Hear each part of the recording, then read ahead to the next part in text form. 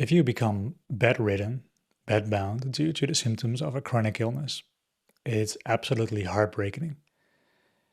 And it's really overwhelming and difficult. And from that place, it's really hard to start.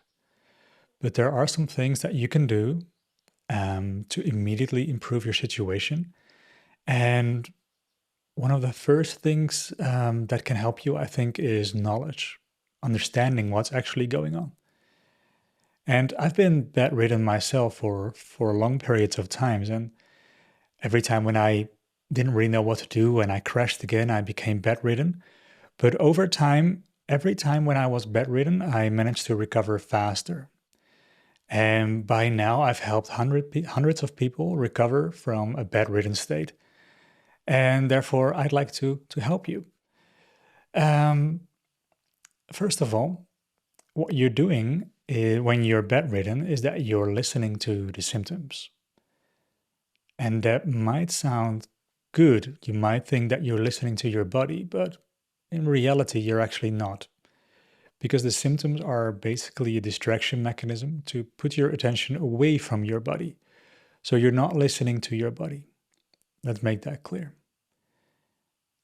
I know these symptoms are very extreme and they do whatever they can to catch your attention and to make you obsess about it. And because they are so overwhelming, there is no other place for you to be than in your bed because it all feels too much. So it's completely logical that you end up in bed because you feel like you can't really do anything else. So let's make that clear. So you might think if listening to the symptoms is not good, then there are probably only one option left, and that is to push through. So it's either listening to your body symptoms or pushing through. And neither of these choices are actually helpful. It doesn't work. So we need to find a different way of dealing with this. And the first step that you can do is gentle movement. Very, very, very gentle. Like a little bit of movement, move your arms and legs slowly. Not in a way to push yourself or to reach a goal or something like that. It is about showing you, your body, your brain, that you no longer need to be in the freeze response. The symptoms that you're having, they are part of the freeze response of the autonomic nervous system. And when you're in bed, completely still, maybe distracted with the mobile, staring at it, you're enhancing that. And gentle movement can actually make you feel better. So when I had crashes, it took me 1 or 2 or 3 years to figure this out. I woke up usually in the mornings with a crash. And of course, it was very hard to stand up at that point. But after a while, let's say after 2 hours, I managed to get out. And from that place, it was really helpful to do tiny walks, to go in a really gentle pace, moving myself. And after just like 15 minutes or something, I noticed that I was feeling better. I mean, not good, but better. And then I could sit outside, maybe in the garden or maybe on a park bench. And that was giving my system, like a message of safety. So then the second step that you should do is maybe while you're still in bed, stress reducing habits. The freeze response is part of an overwhelming amount of stress that is stuck in your nervous system.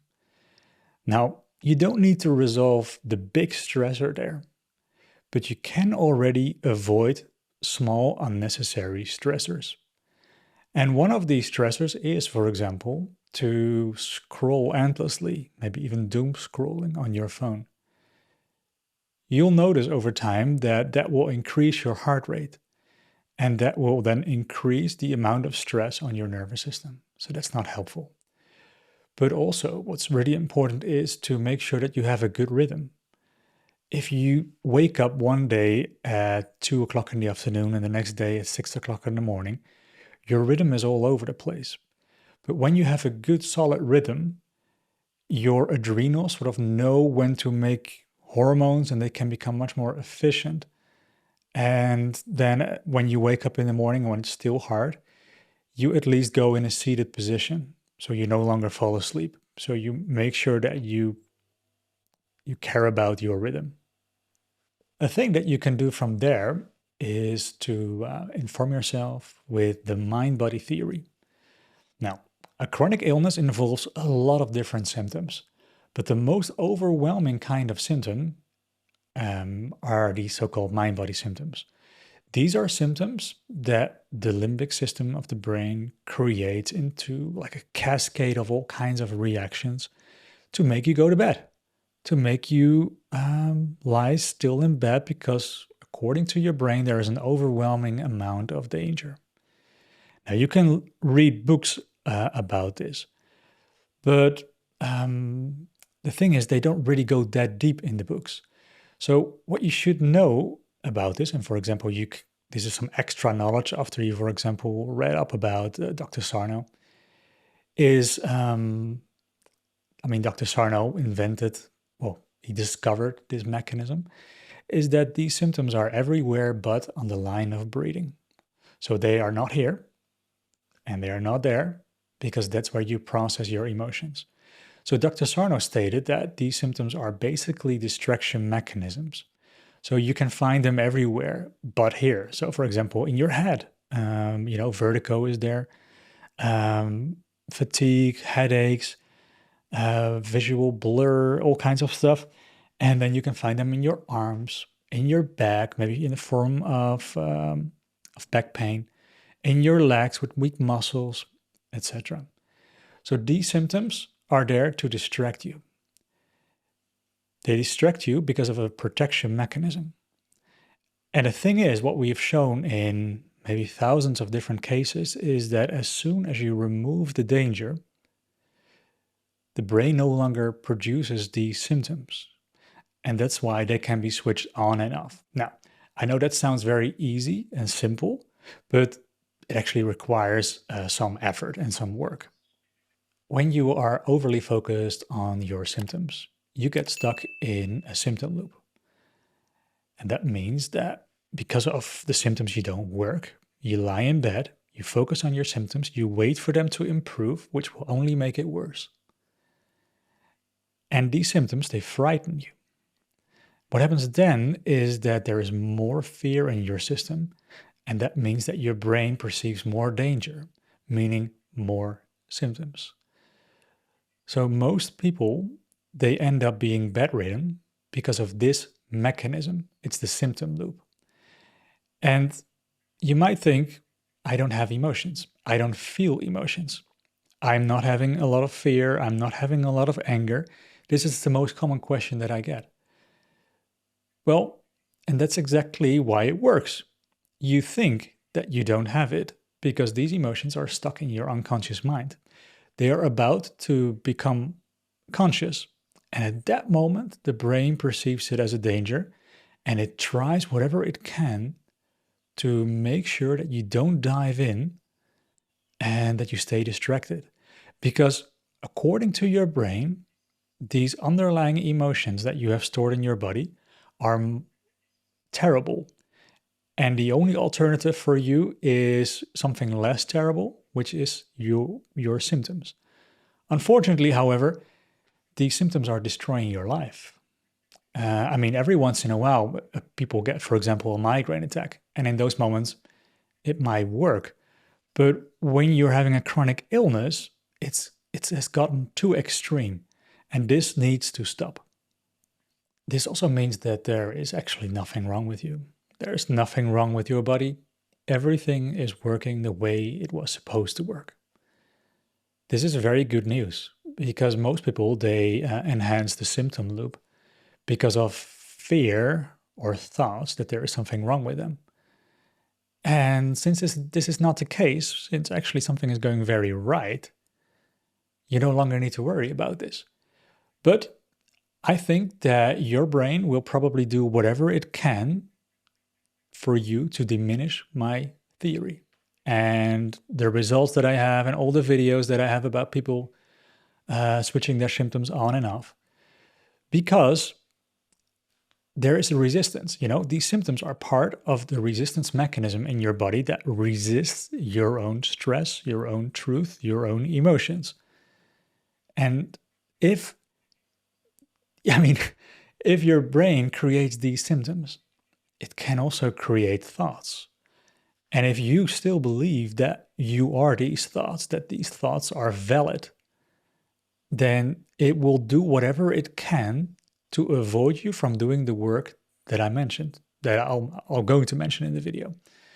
So in order to do the work, you need to do the release work, but you can't do that. So step number 4 is preparation work. And you can't do that because if you would engage on that right now, I think that most likely you will develop panic attacks. Your symptoms will even increase. It's like your brain doing whatever it can to stop you from doing this. But since it's perceiving these emotions, such as fear about the symptoms, as a danger, what if we can actually program you that these emotions are safe, that it is okay? So a big part of the release program is preparation work. Part of that is, for example, the stress-reducing habits, but also telling your brain that these symptoms are okay, but also telling your brain that emotions are okay. And you do that by slightly exposing yourself towards the idea of having an emotion, and then combine that with something good, something soothing. And over time, your brain will no longer perceive these emotions as that dangerous. That means that you will become aware of it, because focusing on the possible idea of having an emotion will also make sure that you're sort of like get it out of your unconscious mind, bringing it into the conscious mind. At that moment, people will usually freak out because they think they want to heal, but now all of a sudden they are overwhelmed with emotions. It's good to know that you were already overwhelmed with emotions. That's why you have the symptoms, these extreme symptoms, because your brain is perceiving them as a danger and protects you from it. In the description below, I put a link to an old video that I made about making these emotions safe, about doing the preparation work. And after a while, you become ready to release. And we have in the release program many different methods to release these unconscious emotions, or when they're becoming conscious, how to find them in your body, all kinds of tools such as breath work, which is for most people already too extreme in the beginning. So they need gentler tools in the beginning, otherwise they might freak out and develop all kinds of crazy, weird symptoms like panic attacks. For example, tapping, but also later on inner child work. And when people are no longer bedridden, meaning they are housebound, for example, or they can do some gentle activities, we recommend to start only from that place with the releases. And the stress-reducing habits should be able to make you get you out of bed. But then the real work starts, and then you can do the releases, and then after release you might feel better or not.